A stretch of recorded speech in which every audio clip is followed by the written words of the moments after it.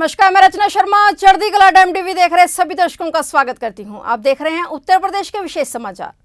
भारतीय स्वाधीनता संग्राम के महानायक पंडित राम प्रसाद बिस्मिल की जयंती पर मुख्यमंत्री योगी आदित्यनाथ और उप मुख्यमंत्री ब्रजेश पाठक ने देश की स्वतंत्रता के लिए अपने प्राणों की आहुति देने वाले अमर शहीद पंडित राम प्रसाद बिस्मिल को उनकी जयंती पर नमन किया। मुख्यमंत्री योगी आदित्यनाथ ने आजादी के महानायक और भारतीय स्वाधीनता संग्राम के क्रांतिकारी पंडित राम प्रसाद बिस्मिल को उनकी जयंती पर नमन करते हुए कहा कि मां भारती के लिए समर्पित आपका बलिदानी जीवन राष्ट्र के लिए अप्रितम प्रेरणा है। मुख्यमंत्री योगी ने ट्वीट करते हुए लिखा कि भारतीय स्वाधीनता संग्राम के अमर सेनानी, ब्रिटिश साम्राज्य के विरुद्ध ऐतिहासिक प्रतिकार काकोरी घटना के महानायक पंडित राम प्रसाद बिस्मिल जी को उनकी जयंती पर कोटिश नमन। मां भारती के लिए समर्पित आपका बलिदानी जीवन राष्ट्र के लिए अप्रितम प्रेरणा है। बता दें कि आज अमर बलिदानी पंडित राम प्रसाद बिस्मिल की 125वीं जयंती है। शाहजहांपुर में 11 जून 1897 को जन्मे पंडित राम प्रसाद बिस्मिल उन जाने माने भारतीय आंदोलनकारियों में से एक थे जिन्होंने ब्रिटिश शासन के विरुद्ध लड़ाई लड़ी। उन्होंने 19 वर्ष की आयु में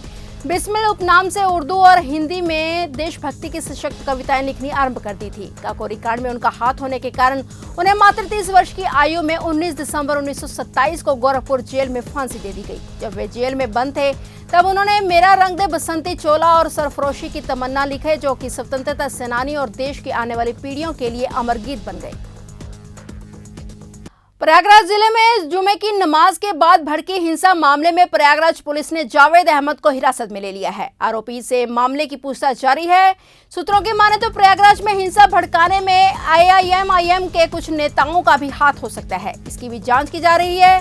पुलिस को शक है कि जावेद की बेटी ने भी व्हाट्सएप के जरिए दंगा भड़काने का काम किया। पुलिस उसके व्हाट्सएप, फोन और चैट भी खंगाल रही है। बताया जा रहा है कि जावेद की बेटी दिल्ली के जेएनयू यूनिवर्सिटी में पढ़ती है। पुलिस का कहना है कि जावेद की बेटी भी इस तरह के सांप्रदायिक सौहार्द बिगाड़ने के लिए काम करती है। फिलहाल प्रयागराज पुलिस इस मामले में दिल्ली पुलिस से जानकारी ले रही है। बता दें कि अब तक कई लोगों की गिरफ्तारियां भी हो चुकी हैं और 5000 से ज्यादा अज्ञात लोगों के खिलाफ एफआईआर दर्ज की गई है। आरोपियों की गिरफ्तारी के लिए दबिश जारी है।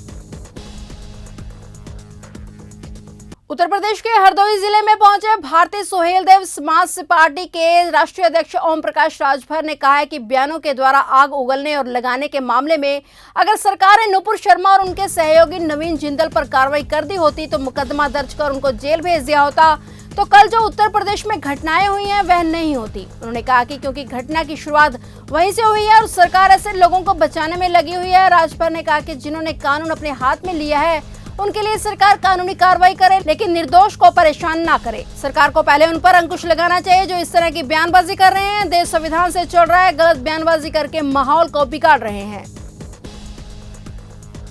उत्तर प्रदेश में हुए विधानसभा चुनाव में समाजवादी पार्टी के साथ मिलकर चुनाव लड़ने वाले महान दल के अध्यक्ष केशव देव मौर्य ने गठबंधन तोड़ने का ऐलान किया तो सपा प्रमुख ने गिफ्ट में दी फॉर्च्यूनर गाड़ी वापस मांग ली। इसको लेकर केशव ने अखिलेश पर तंज कसते हुए कहा कि हमें ऐसी सैकड़ों गाड़ियां खरीद सकते हैं अगर कार्यकर्ताओं के चंदे का पैसा इस्तेमाल गाड़ियों में करने लगे तो, लेकिन हम कार्यकर्ताओं की मेहनत का पैसा सुविधाओं के लिए नहीं उड़ाते। बता दें कि पिछली दिवाली पर ही अखिलेश यादव ने उन्हें गठबंधन का गिफ्ट दिया था। फॉर्च्यूनर मिलने के बाद केशव देव मौर्य की पत्नी और उनकी बेटे बहू ने कार की पूजा की थी। केशव देव मौर्य ने बताया कि बीते 7 महीने पहले की गई बात है, जब हमारा समाजवादी पार्टी के साथ गठबंधन हुआ था तब अखिलेश यादव ने दीपावली पर गठबंधन का गिफ्ट घर पहुंचाया था। बताया जा रहा है कि राज्यसभा और विधान परिषद चुनाव में हिस्सेदारी न मिलने से केशव सपा से काफी नाराज हैं। लगातार उपेक्षा के चलते उन्होंने सपा से गठबंधन तोड़ने का ऐलान किया।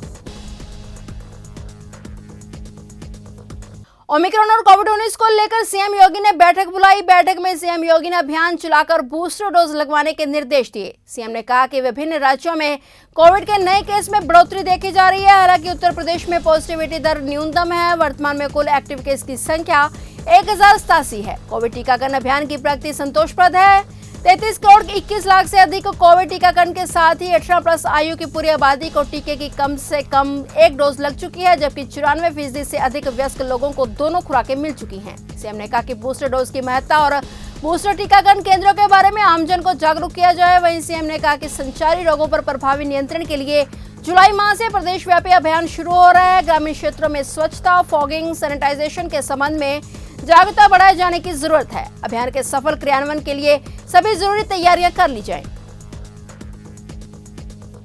फिलहाल उत्तर प्रदेश के विशेष समाचारों में इतना ही और नए समाचारों के साथ फिर से हाजिर होंगे। तब तक के लिए देखते रहिए चढ़ती कला टाइम टीवी।